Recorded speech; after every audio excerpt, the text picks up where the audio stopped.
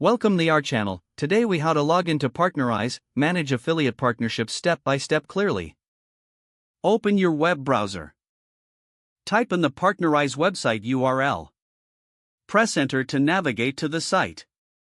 On the home page, locate the login button at the top right corner. Click on the login button. You will be directed to the login page.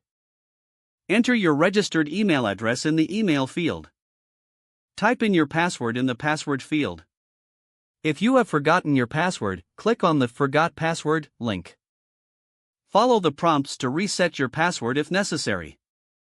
Once you've entered your email and password, click the Login button. If your credentials are correct, you will be redirected to your Partnerize dashboard. Here, you can view your affiliate partnerships. Explore the various sections to manage your campaigns and partnerships effectively. Take note of any notifications or alerts on your dashboard. If you need assistance, check the Help section within your account. You are now logged in and ready to manage your affiliate partnerships. If the page does not load, refresh the browser or try again in a private or incognito window.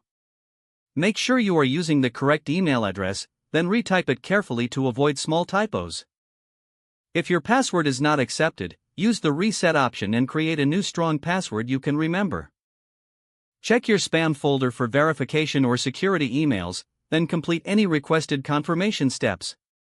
Enable two-factor authentication if available to improve account security and reduce unauthorized access risk. After signing in, review your profile details so your contact information and settings are accurate and current. If you see an error message, note it down and try again after restarting your device and internet connection. Log out when you finish, especially on shared devices, to keep your account and payment information secure. If the page does not load, refresh the browser or try again in a private or incognito window.